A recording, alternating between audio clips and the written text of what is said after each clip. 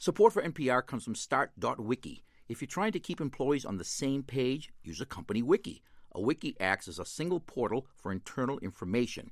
Any employee can create and edit pages, fostering communication and transparency. And while it won't do anything to help the chow mein that Phil left in the company refrigerator a month ago, a company wiki will result in a collaborative workspace unique to your needs. And it's a low monthly cost regardless of company size. Launch your wiki today at www.start. Hello and welcome to Car Talk from National Public Radio with us, Click and Clack, the Tappert Brothers. We're broadcasting this week from the Lexicology Department here at Car Talk Plaza. Yes, we are. Are we? I absolutely love it. This is, of course, all stolen. We never think of anything. Here it is. That's not true. You think of stealing it. Think of stealing it, right. Every year, the Washington Post has a style invitational and asks readers to take a word from the dictionary, change it by adding, subtracting, or changing one letter, and then supply a new definition. You know what I mean? Okay. For example, I'll give you the intoxication, you change to intoxication. And the definition is euphoria at getting a tax refund which lasts until you realize it was your money to start with. I love it. How about this? You take sarcasm, you add an H, so it's S-A-R-C-H. Sarcasm. Sarcasm, same word. The gulf between the author of sarcastic wit and the person who doesn't get it. That's very good. Man, these are so clever. So I wish I was smart enough. Yeah, why aren't you? What's wrong, man? Carmageddon. It's like when everybody's sending off all those really, really bad vibes, you know, and then like the earth explodes and it's like a serious bummer. and my personal favorite, which happens to be the last one here, the Doppler effect. The tendency of stupid ideas to seem smarter when they come at you rapidly. This is great, man. I like the Doppler effect. Who came up with this? The Washington Post. The readers of the Washington Post. But the idea to do it came from the Washington. Maybe it came from a reader as well. Well, and the idea to steal it, I think, was just as. Oh, I think it was just as good. Well, anyway, there's another one here which I can't read on the air, but it's really the best one. I'll give you a hint. It starts from the word ignoramus. You got it? Got it. And I know which letter that says. Well, anyway, if you've got some words for us that we could use on the air, then give us a call. The number is 888-CAR-TALK. That's 888-227-8255. Hello, you're on Car Talk. This is Andrew from Tucson. How you doing? Good. Andrew, we're doing great. Tucson, Tucson, Arizona. That's the place. That's the place. What's up? I've got an 86 Celica with a overheating problem that I just can't figure out. Well, you know, I got a 63 Dodge Dart with an overheating problem that I can't figure out. Yeah? But he solved it by buying a Fiat, which is now his summer car. Yeah. I see. All right, what's yours? Maybe if we can figure yours out, give me some clues as to mine. Well, let's hope. Okay, when I go out driving, on long drives, short drives, no problem. Long drives, couple of hours, like heading up to Phoenix, the engine slowly heats up until finally, my temperature gauge is just spiking, right? Mm-hmm. So I pull over, turn off the car, open the hood, and the engine doesn't feel hot. I mean, I can touch the radiator hoses with my bare hands. It's not that hot. I've changed the water pump. I flushed the radiator. I changed the temperature gauge sender. Oh, you did, huh? I changed the thermostat to the lowest temperature thermostat I could get, which was a 180. Yeah. And it still does it.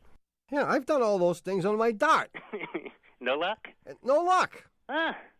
I was sure that I would be able to fix it. In fact, just this morning, as I was driving to the studio, I pulled over, took off my shoe, and whacked the thermostat bowl. And I thought for sure that when I did that, that dial was going to come right down. I don't think you should be telling anyone that. So should I carry a shoe with me? I mean, just... Well, I tell you, it didn't work for me. It did not work. Okay. Well, what I think it is, I mean... I know what your problem is, Andrew. I know his problem. It's mine that I can't figure out. Yeah. Yeah. Well, your problem is that in spite of your flushing out of the radiator, you need a radiator. You failed to remove enough of the crud that's in there. Ah. You have crud accretion. Radiator crud. Yeah. And the only way you're going to get that out is to either throw the radiator in the trash and put a new one in, or send it out to a shop and have them acid bathe it. Acid bathe it. Because when they do that, all that will come back is the radiator frame. Right. The entire core of the radiator. The core will just deteriorate, fall apart. No, what they can do at the radiator shop is they can flow test it. Mm-hmm. And when they do that, they're going to tell you, Andrew, this radiator is plugged up, and for $300, we'll sell you a new one. Okay, new radiator. Yep. Yeah, before you blow a head gasket. Okay, so, all right. Well, give it a shot. Give it a shot, but don't be angry if it doesn't work. Okay. We're just doing our best. See you, Andrew. Okay, I appreciate it. Bye. Thanks a lot, guys. Bye-bye. So long. Is that good enough? I mean, if you tell them that, don't get angry with us because we're doing our best. I mean, we're always doing our best. That's good. I mean, there's nothing malicious or purposely harmful in our advice to him. Deceptive might have just been ignorance. We certainly weren't trying to trick him. No. We weren't going to make any money out of this deal. We had nothing to gain by giving him the wrong answer. No, unless our shares of Modine radiator stock go up, but who knows? If that happens, it happens. It happens. I mean, it would just be luck. If you want to call us, the number is 1-888-CAR-TALK. That's 888-227-8255. Hello, you're on Car Talk. Hi, this is June from Montgomery Village, Maryland. Hi, June. Montgomery. I don't meet too many people named June anymore. June's a nice name. Thank you. So what's up, June? Junie? What do they call you? June. There's hardly any way you can mess around with that. I get called Junebug sometimes. Okay, Junebug, what's up? Okay, my very good friend is a single parent, and his oldest son just turned 16. So my Christmas present to both of them was I will be the one taking Micah out to learn how to drive. Except I don't have a clue as to where to start. Man. Other than I know how to drive. Yeah. You got an hour? Or $29.95 for our videotape. Yeah. Jeez, what advice can we give you? Well, I can tell you what I did. Okay. Because I have a now 17-year-old daughter who at the time was 16. So I This have be like what, like a year ago? This be like a year ago. Yeah. So I have some relatively recent information about recollection of what I did. One day, I mean, the day she turned 16, she said, "Teach me to drive." And I actually took her to an empty parking lot. Big empty parking lot of a local college around here. And I put her in the driver's seat, and I explained to her brake pedal, gas pedal, emergency brake, steering, blah, blah, blah, blah. And what I said to her was, take off the handbrake, put it into drive, and... Oh, did you take off the blindfold, too? Step on the gas and just go 10 feet and stop. And she did that. And, of course, she jerked on the stop and jerked on the start, and she stopped. I said, okay, do it again. So we did this 5 or 6 times until she got the feel for starting off smoothly and stopping smoothly. Then, little by little, we graduated to driving the whole length of the parking lot, which interestingly was separated down the middle with some kind of a barrier so that we could actually drive up one side and down the other in a great big oval. And the first time she had to make the turn, of course, she practically crashed into things, but she didn't. And so we did that every Sunday for about a month. Well, this would explain why we didn't see you guys for a long time. And then one day we got to the parking lot and there were cars there, which was great because now she had some sense of how to do it, and she could now try to avoid cars. Right. Which she did for the most managed part. to do for the most part. And so we played around with that for a while. And all of this now is in an empty parking lot, pretty much empty. And we did a little bit. And she's 19 by now, too. And we did that for quite a long time before I took her on the road. And when I took her on the road, I'm trying to think of, I drove out to the suburbs where there was not much traffic. The birds were chirping. The birds were chirping, exactly. In fact, I took her to the town where my brother lives. See if you can sideswipe Uncle Ramey's car. All those cars that are parked in front of Uncle Ramey's house. And then, little by little, I mean, we graduated, from streets with no cars to streets with a couple of cars. And there were some scary moments. But it would be helpful for you, June, to get that same book. What's his name? This boy? Micah. Whatever that book that he's going to learn from, so you can reacquaint yourself with the rules, so you don't teach him anything that's wrong. Yeah.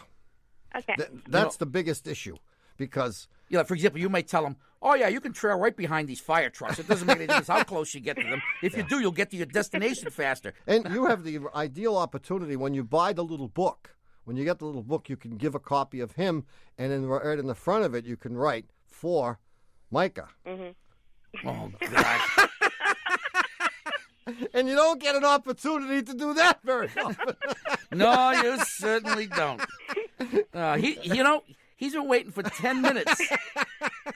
Well, 8 minutes anyway. I have, yeah. I'll admit it. I couldn't leave. Yeah. So, I mean, that was my experience. I don't know if that's helpful And or if not. nothing else, June, it will make you a much better driver. It will, because they keep asking, is it okay to do that? And you better know the answer. Mm-hmm. But I guess our word of advice would be go slowly. Okay. But you can do it, June. I mean, you've stuck your neck out now. And it's probably a good thing, because, I mean, I don't know why your good friend doesn't want to do it himself. Oh, there are lots of reasons not to teach your own kids. Well, actually, it was my idea, because I remember how much fun it is having your own parent teaching you how to drive. Yes, it's joyful, isn't it? It was a wonderful experience. Yeah, see, I took a very different approach. I gave each of my sons, when the time came, $500, and I sent them to Punjabi driving school. It seems like a lot of the driving schools in our first city are run by Indian people, and they did a wonderful job. You know why? Because they're slow and patient. Yes. Well, I'm my daughter's parent, and I taught her, and we rest our case. I thought we bonded beautifully. Yeah. And now, why does she make the thing, the cross there? Every time Whenever she sees me. attractive. June, good luck. It will take patience, but I'm sure you have it. Okay. Thanks for your call. Thank you. Bye-bye. Bye. 1-888-CAR-TALK. That's 888-227-8255. Hello, you're on Car Talk. This is Allie from Anchorage, Alaska. Allie? How do you spell that? A-L-I. Hey, Ali. Allie. Yeah. From Allie. Anchorage. Allie. Anchorage. Allie from Anchorage. What's going on, Ali? I have a 1980 Subaru GL, and I have 80? 80? 80. A million miles? No, it's got 106,000 miles. Oh, yeah, because where can you go in Anchorage? What do they do? Helicopter that thing in for you? And my problem is I've got 2 broken inner CV boots. And the mechanics, of course, want to change it, but changing both of the CV joints is going to cost me half the value of the car. Oh, you don't want to change the joints. Well, it's the boots or the joints that's the problem. Well, the boots are torn, and they've been torn wide open for the past 4,000 miles. And I've been able to drive it just fine, no noises or anything. So the mechanic wants to replace the boots. Well, they want to replace the joints and the axles because they say it's already been contaminated. Because I go serious off-road in this little Subaru. My question to you guys is, how long can I run this before the whole front end is going to drop out? Well, let's look at it this way. What do they want, like $600 or $700 to do this? $440. $440. And I only paid $800 for the whole car. Did you tell them that? Well, yeah, they know that. It doesn't matter. I bought it from their mechanic. How long have you had it? I've had it for the past 8 months, for the past 6,000 miles. Oh, I would say do nothing. Duct tape. They're predicting some kind of catastrophic failure. Well, Yeah. no, See, my brother thinks you should get one of those. Go to the, you have a CVS up there in Anchorage? No. Yeah.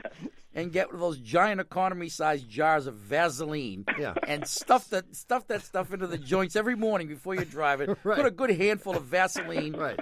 And to tape replace... up the boots. But I tell you, those inner joints are almost indestructible. Really? I mean, you're doing your best to kill them, but they're almost indestructible. Okay. Yeah, they're pretty tough. And I would go ahead, have somebody take the axles out. It's pretty easy to take them out of a Subaru. Clean all the old grease out. Mm-hmm. Put new grease in there. Put 2 new boots on, and you're good for another 100,000. Excellent. I'm going to run this thing into the ground before the CV joints go Yeah, back. and by then your sentence may be over. I mean, you know. You may get out by then. What are you doing up there anyway? Midlife crisis. I left my engineering job in Washington, D.C., rode my Harley cross-country, and ended up in Alaska. Really? You couldn't have ended up in San Diego? Alaska? What were you thinking? Well, you made one wrong turn, man. You took a right instead of a left. I went right through Canada. Yeah, well... So you've been there for 8 months. I've been here for 8 months. And how you doing? It's fantastic here. And what are you doing? You're obviously not doing engineering. I'm doing the same thing. I tried to make a career change. It didn't work, and I'm back to mechanical engineering. Well, that's good. So now instead of having a nice apartment and nice weather, you're up there living in an igloo, freezing your butt off. And doing the same stupid job that you hated. Yeah. Good move, Ollie. That you were running away from. Well, I hope you enjoy it, and and pretty soon you'll come to your senses and come back. But in the meantime, have the boots replaced, and you'll be fine. Thank you very much. All right, see you later. Have a good one. Bye. All right, do you remember last week's puzzler? No, I don't. Well, I'll give you a clue. It has to do with a baseball team in Pittsburgh. Of course. It had to do... Why do pirates wear a patch over their eye? Holy. That's it, isn't it? That's it. Yeah. Yeah, I'll tell you something. I'll let you in on a little secret. I didn't remember what it was. I said, baseball team in Pittsburgh. The hell was the puzzle last week? Well, sit tight. We'll be back in a minute. You don't remember the driving, 'cause you're too young to know. But if we had a drive-in, baby, that's where we would go. You see, I remember the drive-in, the joy it brought this kid. So when my head's a-hurtin', the world feels so uncertain, I know the drive-in came before. And even though Robert Siegel decides that carnival barking might not be so bad after all, whenever he hears us say it, this is NPR. We want to thank one of the sponsors of this podcast, Travel Zoo. Travel Zoo is trusted by 27 million members worldwide for travel deals. I never use anyone else when I book my trip to the annual seat cover convention, airfares, hotels, vacations, cruises, and more. Travel Zoo deal experts research, evaluate, and test thousands of deals. Sign up for free at travelzoo.com or get the highly rated Travel Zoo app on your phone. Hi, we're back. You're listening to Car Talk with us, Click and Clack, the Tappert Brothers, and we're here to talk about cars, car repair, and the answer to last week's puzzler. I remember it had the... Oh, that was the actual question, wasn't it? That was the question. I mean, if you remember, Pirates have I this... started the thing off with the joke about the bird poop, how the guy lost his eye. It was the first day with me hook. Yeah. Right. And it basically, that was the question. If that's not the way pirates lost their eyesight. Yeah, why do pirates always have so often have a patch? Right, or even sailors. Don't have to be pirates, but sailors. Well, Sailors. if you think about it for a minute, before there was inertial navigation and LORAN and all that geopositional satellites and all that, sailors of old used to navigate by the stars. Yeah. Right? We knew that. Except during the daytime, there ain't no stinking stars. I've noticed that too. And they used to use the sun. Which is what? A star. Which is a star. Yes, it is. It's the only star that's visible in the daytime. Yeah. And because they were using the sun to navigate and looking at the sun and getting angles of elevation, so to speak, with a sextant, they would burn out their retinas. Really? Yes, as we know, if you stare at the sun, what happens to your eyesight? It gets cooked. So the way they navigated was to figure out how far above the horizon the sun is? That just tells you what time it is, doesn't it? Yeah, but they didn't have timepieces. Oh, so Someone says, "What time is it, matey?" And you say, "Let me burn my retina out, and I'll tell Burn you." out my retina, and I'll let you know. Or he says, "You mean now?" Yeah. Come on, who's our winner? Come on, we're on a tight schedule. All right. Yeah, we got 3.5 hours to do. The winner is Cheryl Jovel. Jovel. I like Jovel better. Jovel. Even though that's not the right pronunciation. Probably isn't, but it has a nice ring to it. She's from Largo, Florida, which must be near the Key. Largo. I wouldn't go jumping to any conclusions. No. You And know for how you get us in trouble when you jump to conclusions. And for having her correct answer chosen at random from among the thousands of correct answers that we got this week, Cheryl is going to get a $26 gift certificate to the Shameless Commerce Division, which is at cartalk.com. And with that $26, she can pick up a copy of our CD of disrespectful car music, Car Talk cartoons, which you can keep in your car and then use for solace when you're waiting for a tow truck. Exactly. Anyway, we'll have a brand new, I believe, automotive puzzler coming up in the third half of the show. Good. So don't slam off the radio just yet. If you have a question about your car or anything else, give us a call at 888-CAR-TALK. That's 888227. I like these little bites, 82 and 55. Hello, you're on Car Talk. Hi, this is Heidi. I'm calling from Midland, Michigan. Heidi, ho. Yes, that would What's be me. up? So I have a 1998 Volvo Cross Country, and it needs to have its belts changed, including the timing belt. Yes, it does. And this is why I'm calling, because my husband thinks that this is a job that he wants to undertake. And the problem that I have with this is that he is not a mechanic. He teaches tennis for a living. And English is like his fifth language. He's not originally from the United States.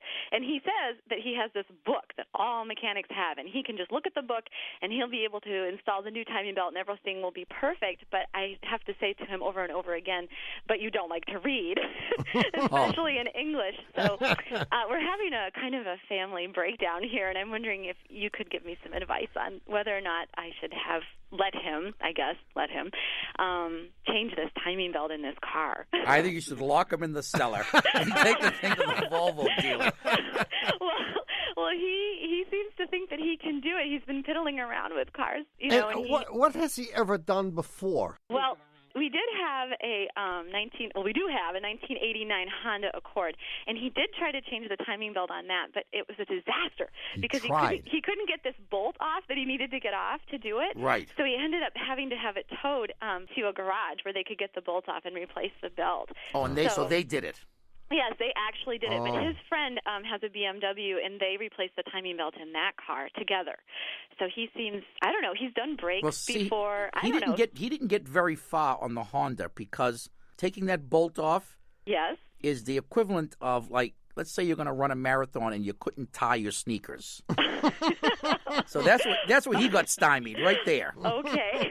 So the friend with whom he did the timing belt on the friend's car, is that person able to help him on this job? Yes, he will help him. But he's not a mechanic either. He teaches figure skating for a living. So figure skating and tennis. Yeah.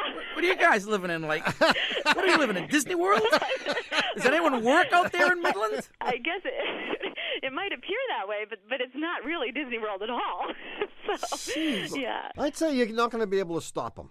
Okay. No. It might cost you a car. That's what I wondered, because I thought the timing belt was kind of important.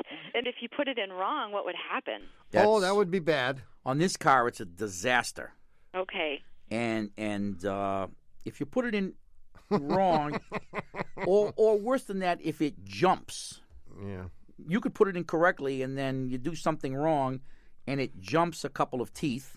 Okay. That can be disastrous, too. And the disaster is that it bends the valves to the tune of a couple of $1,000. Holy come on. Okay. Or if you're lucky, the valve goes right through the piston. Yeah. Great. Yeah. So let's say that I can't convince him, and I don't file. Then for you're going to have to divorce. lock him in the cellar. And there's no other way. Well, is there anything that I should look for, or will he know when he starts the car? Does he have a lot of time on his hands? Is that it? No. Is he bored with his marriage? Isn't this tennis season now? I mean, come on, can you sign up? Can we sign up for lessons? You mean you can't distract him enough? give me some ideas. I don't think we should have to give you ideas. He's into the car. He Well, thinks he can do it. I don't know. I mean, this is an important thing, you know? All right. I'll do my best. By the way, just to be serious for a minute, Okay. Don't let it go beyond the minute. we recommend also at our shop that you replace the water pump when you do this. Really? Yeah, so if you're going to do it, maybe that will be enough to put him over the edge. Okay. And the water pump is hard to do because there's not much room to maneuver that thing in and out of there. That's going to be my leverage. And then he's going to bleed the system afterwards and tell him, You know, I mean, I think it's admirable of him to want to do something like this on the car. But he chose a really bad thing to do. yeah, I mean, ordinarily we'd be with him, but it's Too hard, too complicated, and the consequences of doing it wrong are enormous. And the tennis thing. Does he string his own rackets? I think maybe sometimes, but not very often. He knows how. How many rackets does he have? Oh, I don't know. Hundreds. He has a lot of rackets. Cut them all. Okay. I'll see what I can do. All right. Good luck, Heidi. Thank you. Thanks for okay. calling. Do whatever it takes. Okay, I will. Bye-bye. 1-888-CAR-TALK. That's 888. See, some guys are just not... You can't discourage some guys. No, you can't. When we had the do-it-yourself shop, I was amazed at the jobs that complete novices were willing to undertake. Yeah. It made no difference whatsoever how and even when we told them, I mean, when we do these, we screw it up. They'd say, it's all right, I'm going to do it anyway. Well, I think it's nice that people have the courage or the innocence, I guess, to just naivete. Dive right in. Just dive right in. Damn the torpedoes. There's something to be said for that. I think it's great. Yeah, and all those guys ended off walking home when they couldn't get their cars. And they're mostly called lefty. But who knows? Anyway, 888-227-8255. Hello, you're on Car Talk. Hi. Hi, who's this? This is Nathan from Minneapolis. Hi, Nathan. Nathan, Detroit. How you doing? What's up? Well, a few days ago, I was driving around my girlfriend's car. She's out on vacation, and she left me the keys. Oh, God knows what a she was mistake. thinking. Well, I got in a little fender bender. I was turning a corner. There was an incident, you mean? Yeah. Now, here's the bad part. I don't have a license. Oh, Nathan. Ouch. Okay. Oh. That is a little problem, isn't it? What was the nature of your license revocation, if you don't mind? Oh, no, I just never bothered to get one. You figured why bother, right? Yeah. Yeah, why bother? Why bother? I have no reason to drive. My girlfriend drives me everywhere. Is that the whole story? Is it worse than this, or did you have one of your old girlfriends in the car, too? No, it wasn't that bad. Wasn't that bad. Okay. Okay, so here's this. Now, there's some minor body damage, but that's no big deal. What the big deal is, there's this very audible thumping when I brake. It's when you start slowing down, it's like ka-thunk, ka-thunk, ka-thunk, ka-thunk, ka-thunk, ka-thunk. Yeah. And I want to know if there's something I can do because she's going to know this. When she gets home, she's going to see. Buy her a new stereo before she gets back. One of those 400 watts per channel jobs. One of those big thumpers that go in the back. And when she says, "What's that noise?" you say, "Bass drums." Oh, so you have had the body work done? No, it's really minor. I think I can cover it up. It's a little can of spray paint, and it'll be all right. But Where did you get hit? right in the rear end, right in the rear left. Yeah, that's where you're going to get hit when she gets back to it. In the rear left. Someone hit you from the side, or you hit someone else? No, from an angle in the back. I was turning, and they got me. Obliquely. Yeah. Okay, what kind of a jalopy is this? Oh, this is a 87 Honda Civic. Yeah. All right, so you think you can doctor this thing up with some spray paint and some well-placed mud? Yeah. Okay, so you can disguise that. I don't think the thumping has anything to do with the accident at all. Well, Really? it might. I mean, The wheels weren't hit, were they? No. you're sure of that? Yeah, I'm pretty sure. Yeah. No, I think- How big a bump was it? Was it a pretty good whack? No. Oh yeah, it's a pretty good one. Yeah. I mean, if I actually had a license, I would have been yelling whiplash. But you couldn't. Oh, so you very sweetly said, don't worry about it. that's Everything's what I said. fine. Don't sweat And you it. said, Go let me on. get out of here as fast as I can. That wasn't good. Pulled the martyr bit. Go on without me. I'm fine. I'm fine. Don't worry about me. Don't worry about me. I mean, I think you might have done some damage to tires or wheels or something, even though you get hit from the other side. Mm-hmm. The car did move. But the noise only occurs when you step on the brake? Yeah, only when I'm I think you have a warped disc or a warped drum, and it may have nothing whatsoever to do with the accident. But if you really want to be a good guy, and you want to risk driving it again without a license, then you should take it down to the repair shop and have them road test it. Better still, have them pick it up at the house.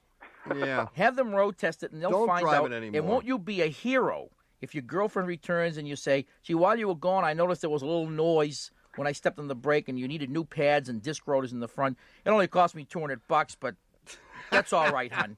I took care of it. I mean, do you think that's worth it? Well, I don't know. Is she? Dump it in one motel or Well, you'll have to weigh the consequences. Is she aware that you don't have a driver's license? Oh, fully aware. Fully aware. So she might question the fact that you went out driving her car without a license. I think I'd keep it secret if I were you. Okay. I wouldn't let on right at this time. Say what thumping? That's always been there. It's always been there. Good luck, But Nathan. have it checked out. It could be due to the accident. Oh, okay. And get a license. You can mail away for them now. Oh, really? Great. Sure. Happy motoring. Bye-bye. Bye-bye. 1-888-CAR-TALK or 1-888-227-8255. Hello, you're on Car Talk. Hi, this is Sarah, and I'm calling from Oak Park, Illinois. Sarah with an H? Sarah with an H. Oak Park? Oak Park. Yes. Yeah. My Know it well. Do you? No, he's lying. He's never been to Illinois. I Except spent a weekend there one night. he was at O'Hare Airport once. And does that qualify as having visited Illinois? I think so. I guess. I've been in Oak Park itself. You have? Yes. It's a beautiful city. It's a beautiful little town. It is. All right, fine. Anyway, Sarah, what's going on? Well, I have a 1994 Grand Am. When I drive the car for 20, 25, 30 minutes or more, and the car gets warmed up and the temperature's over 200, I'll turn the car off, run into the store I need to go to, come back out, and if it's been less than 25 minutes or so, the car won't start. It'll crank, but it won't catch. And so I then sit in my car for another 20 minutes reading or just trying to pass the time, and I'll try it again, and it starts right up. I've taken it many times to my mechanic. They think I am nuts because they can't get it to do it. Because they haven't driven it far enough to get it hot enough. Yeah, that's what I tell them. Yeah, and they can't be bothered. Nope. We had a puzzler that was very similar to this once. Had to do with pistachio ice cream, if you Uh-oh. Yeah. That was the remedy. For me or for the car? Both. Well, my car's actually at the shop today, so this is great timing. It is. This is perfect. Yes. Well, I think you have either a bad electronic ignition module Okay. or a bad crankshaft angle sensor. Okay. And they're going to have to get the thing to misbehave. Right. Before, otherwise, they're going to have to just replace something. But these things run into money. Yeah. So that's why they've been reluctant to do it, because they don't want to. You're a complainer? And if they charged you like $500 and it didn't fix it, how nuts would you get? Well, I would definitely have to complain about that. That's why they sent you away. Yeah, but if it fixed it, I would be overjoyed. No kidding. Everybody would be. Yeah. You know, and does it happen almost every time that you drive for 25 minutes? Pretty much, and it's slowly getting worse. It started about 9 months ago, and over the winter it wasn't quite as bad because it would cool off more quickly. Right, because whatever's wrong is heat related, and Yeah.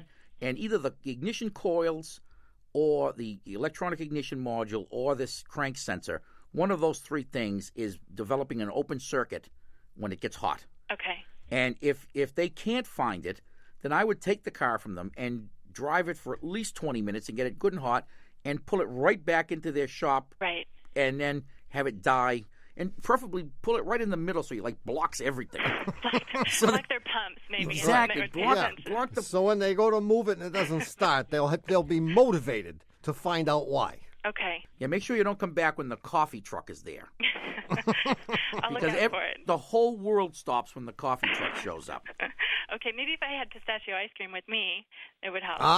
Well, now you're talking. We've always recommended to people that they bring along baked goods when they come with a difficult problem. Okay, Yeah. I'll try that. Chocolate chip cookies work very well. Okay. See That you, sounds Sarah. great. Thank you. Good luck. Good luck. Bye-bye. All right. It's time to take a short break and put the finishing touches on the new puzzler. You mean add the last few obfuscations and wood chipper whenever he hears us say it. This is NPR. We'd like to thank one of the sponsors of this podcast, Tire Rack. Since you're listening to Car Talk, chances are at some point you'll be thinking about new tires.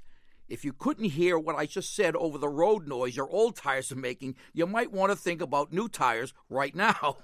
At TireRack.com, they want you to know that the right tires for you, based on your car and how you drive, will be delivered in as little as 1 business day to a local recommended installer.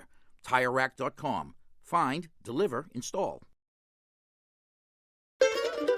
Ha! We're back. You're listening to Car Talk with us, Click and Clack, the Tappet Brothers, and we're here to discuss cars, car repair, and, of course, the new puzzler. Automotive. You said it was automotive in nature. I did. Yeah. And who did this come from? Bob Gossam. Yeah. I'll read it as he wrote it with a few editorial comments because... And obfuscations and whatever else is necessary to make it impossible to understand. There you go. That's it. He says, some time ago I married a woman with a Datsun B210. Remember these? Yes, indeed. The Honeybee it was called. Small, noisy, and reliable and fun. Both car and woman alike. One day, a problem. I push on the brake pedal, and it goes almost to the floor. He writes, I owned a VW where this happened all the time, so I didn't panic. I just pumped a little, and the pedal came right back. I had the brakes checked out, stem to stern, but there were no leaks, no problems with the master cylinder. The calipers in the front were fine. The wheel cylinders in the back were okay. But still the problem persisted, but only occasionally. After much observation, I determined that it only happened after the car had been driven above 40 miles an hour for like 10 minutes or more. Around town, no problem. Ooh. Quick trip on the freeway, no problem. 10 minutes on the freeway, and the first time you touch the brake... To the floor. To the floor. Wow. After that, if I hit it again, the pedal would be okay, unless I continued to drive on the freeway, in which case it would reoccur at maybe 10-minute intervals or something like that. He takes it to garages. They find no problem with the brakes whatsoever. No one has a clue. He travels the world They over, check for seeking the truth. Stuck calipers, thinking the brake fluid is overheating and causing the pedal to sink because of insufficient pressure in the system. Yeah. Good. In All every good. case, nada, zip, zilcho. One day, I'm having a beer with an engineer friend of mine, and I tell him about this problem. Yeah. And, of course, all the gory details. Yeah. He asked me one question and then told me what was wrong. I got it. No. I got it. I'm going to give you the question. I'm gonna give you the question. Better than that, how about the answer? Here's the question that the engineer asked him. Is the seat bolted to the floor? See, that would be a question that one might ask about one of your cars.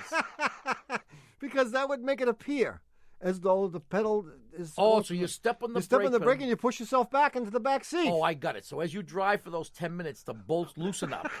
The seat moves back, and then when you park and everything cools off, the seat... That wasn't it. No, I didn't think so. Yeah, so you're going to tell us the question that the engineer asked? Well, I'm going to... You're going to tell us that? Yeah, the question he asked is, did you buy something recently for this car? Oh, a specific. Yes, a specific thing. Did you buy blank for this car? He may have, but I can't tell you what that is. Of course. No, of Did course. you make a purchase recently for this car? Yeah. And his answer was... Well, yes, I did. Yes, I did. And he said, and that allowed him to figure out the answer. Now, if you think you know the answer... Excellent! Well, wait till you hear the answer. If you think you know the answer, write it on a postcard or a fully assembled 14 by 20-foot sunroom. Dougie, we cashing in on any of these things. I mean, did the widescreen TV come? I think that all this stuff is coming, and Catherine and Berman are making off with it because I know that widescreen TV came, and I know Catherine's got it in her house. Catherine's got it in her house, and Doug is living in the box that came. So anyway, I saw him just the other day in the square with Zuzu. If you have that 14 by 20-foot sunroom, send it to Puzzler Tower with your answer, I might add. Yeah. Car Talk Plaza, Box 3500. And don't forget, you will definitely get some kind of preference when we're picking out the winner. Yeah, because yours will be the biggest thing in the box. Yeah. I mean, it's hard to miss a 14 by 20-foot sunroom when you're reaching Fully in there. assembled. Fully assembled. I mean, none of this some assembly required. Right, you're not gonna if you be- got the one in the box, keep it. right, you're not going to be groping around finding someone else's postcard. You're going to just home right in on this baby. Box 3500, Harvard Square, Cambridge. Our fair city. Matt 02238, or you can email your answer to us from cartalk.com. If you'd like to call us, the number is 1-888-CAR-TALK. That's 888-227-8255. Hello, you're on Car Talk. Hi, this is Avital, presently of San Francisco. Avital. Tal. Avital? Excellent. And where are you from? San Francisco. Okay. San Francisco. And your parents are from, let's see, don't tell us. Avital. Middle East. It's Middle Eastern, of course. Middle Eastern. Avital. Chicago, right? Ohio. Somewhere in Ohio. Chicago's actually correct, actually. Is it really? Hey, it's half right. You got half Middle East and half Chicago. You're exactly right. No kidding. That's cool. Where Middle East is it? Israel. That's what I figured. Anyway, what's on your mind today? All right, well, I have an ex-boyfriend question. Yeah. My ex-boyfriend is a mechanic. These are good questions because the answer doesn't matter. Excellent. Right? Well, you never know. You never know. Yeah, okay, you got an ex-boyfriend. Right. He's a mechanic, and he told me that if I ever absolutely have to get my oil changed at one of those quick lube in and out in 10-minute places, I should ask for bottled oil because the stuff that they have in the drum separates. What, like Paul Newman's salad dressing? That's the What's image this, that I get in my balsamic head. vinaigrette? Your ex-boyfriend, it's a good thing he's ex because he's bogus.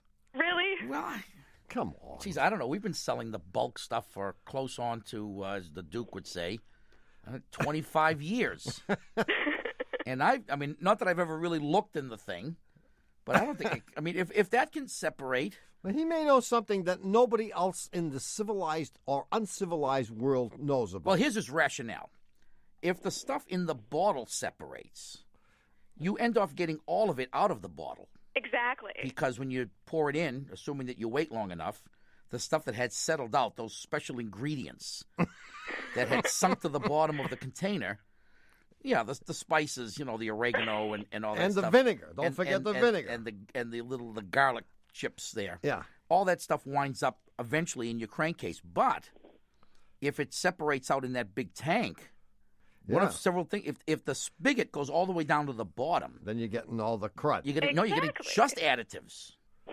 But in my 75 years associated with the automotive industry, I have never heard anyone say that oil separates. Right. And it's a very simple thing to test because you just pour some oil in a glass and watch it for a month. Right. I mean, assuming that what's going to happen is visible, but I'm sure, it would be simple to find out if the stuff at the bottom is different chemically from the stuff at the top. Well, you would have to sample oil at various depths and subject that sample to mass spectrography. Right? How do you say that? Spectrography. You would have to chemical analysis. Chemical analysis. Mass spectrometry. I think that's what it's called, or something like that. Yeah, I'm sure this has been done 1,000 times already, and we will definitely call somebody, like the American Petroleum Institute, API, and API will certainly know. Yeah, I'm going to guess that if the stuff sat around forever and ever, that it may in fact separate. But one of the things about motor oil, one of the characteristics is that it holds stuff in suspension well, like dirt. So you would think that the additives that are in the oil, the essential additives, are also held in suspension well by the oil, but it may be that they come out. The additives are chemically bonded to the oil. They're not just floating around in there. They're not just lumps of additives. I don't know that. They're not like pieces of garlic in the Paul Newman balsamic vinaigrette. They thing. may be. No, But Avital, this is a great question. rest assured that we will find out. I mean, as is often the case, we don't have the right answer right here. But we have our gut feeling, and that's not worth nothing. It's worth less than nothing. Well, I need to know. I keep going places, and people are looking at me as if I'm crazy. Well, because you are. Yeah. No, your boyfriend is, though. We'll have the That's answer my for guess. you very soon. We will post this on our website. Great. Thank you, Avital, for a very challenging question. Wow. Thank you. See you Great. later. Bye. Bye. Chicago. San Francisco. Israel. Girl's been everywhere. 1-888-CAR-TALK. What is she running away from is what I want to know. That's 888-227-8255. Hello, you're on Car Talk. Hi, guys. This is Craig from Emerald Isle, North Carolina. What's up? Well, knowing that you guys are of the highest moral and ethical character, Yeah. I have a ethical question for you. Last year, my girlfriend's father passed away, and apparently he didn't trust banks very much because my girlfriend and her mother went to the house a few days later, and lo and behold, found wads of C-notes stashed everywhere, about $150,000. Yeah. Get out. And, of course, it was all reported to Uncle Sam and so forth. Everything's legal. Oh, yeah, sure. Mm-hmm. Yeah, except for the ones that were stuffed in your shoes. But that's all right. But anyway, my future-to-be mother-in-law, out of the goodness of her heart, decided to buy me a brand-new Dodge pickup truck. Wow. Now, no one ever said to me that, hey, Craig, if the relationship between your daughter and yourself goes south, that you have to give the truck back. Oh. Well, the relationship is starting to sort of turn in that direction. And my question is to you guys, would you give the truck back? I mean, it's in my name. Legally and lawfully, it is my vehicle. Well, I think the ladies, we don't poll the ladies in the room here. We have 3 women. And what would they do? That's not fair. Deborah May, would you give the truck back? Are you kidding, Deborah May? Deborah May says, not on your life. This is the woman who, when her ex-husband said he would sleep in a cardboard box, she said, where are you going to get the cardboard box? You should be so lucky. You should be so lucky to have a cardboard box. All right, so Deborah May says, over here, her dead body, would the thing go back? How about Carla? Carla says, no way, it's mine, it's in my name, I'm keeping it. Louie says she'd give it back. I know we can count on Louie. Well, and there's another problem, too. There's also a sailboat involved. Oh, man. I don't know. Craig, maybe you should reconsider your relationship. Maybe you can date her mother. That's it. If you could somehow wangle that, I'd say keep the truck. That's funny. That's good. I could be my kid's grandfather. You can be your own grandpa. That's right. How much was the pickup truck? Oh. It was around $18,000. Cheap. Yeah, you should have gone. You should have got the V10. Yeah. Well, the problem is, if I give the truck back, then I go back to my '89 Subaru. Well, that's what you had before. Craig, here's what I would do. I would go to your now ex-girlfriend's mother and ask her, what do you want me to do? You were very generous. You bought me a truck, but now things are different. Right. And widescreen TV, sailboat, the sailboat, condo in Florida. Yeah. Because we frequently are seduced by material things. Yes. And it makes you do things which are not quite morally right. And you know damn well that you don't deserve a pickup truck. You deserve an 89 Subaru. You deserve an 89 Subaru, which is what you had when it all started. And you didn't sell it yet, did you? No, I didn't sell it. No, I'm hanging on to it. That was smart. He knew. So I would say, don't ever. My brother has even told me this many times.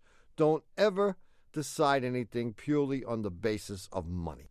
Yeah, And don't sell your soul for $18,000. It's not enough. Now, Now, if it were an SL 500, yeah, that would be a different then story. it would be a different story, and we'd have to talk offline. I understand. Hey, Craig, that was a wonderful question. I thought you guys might appreciate it. Thanks for calling. Okay. There's you no later. end. There's no end to the number of complicated issues. Yeah, well, again, it's hard to resist when somebody says, you need a new pickup truck. My mother-in-law never offered to buy me a pickup truck. No. She's offered me a train couple ticket. other things. Train tickets, get out of town. Oh, God. Well, anyway, it's happened again. You've misappropriated, indeed, another perfectly good hour listening to Car Talk. Our esteemed producer is Doug, the subway fugitive, not a slave to fashion, bongo boy, cute Berman. They also have pumpkin lips. Oh, pumpkin lips, yeah. Our associate producers are David, the Calves of Belleville Green, and Catherine Frau Blucher Fenolosa. Our web lackey is Doug, the Old Gray Mare, assisted by Connie Britchford. Our engineer is John Cartman Perotti. Our theme music is by David Dog Grisman. And our technical, spiritual, and menu advisor, just back from the Rotterdam glazed ham, cam spam, roast lamb, fried clam, candied yam, grand slam, is John Bugsy Lawler. Hear us say it. This is NPR.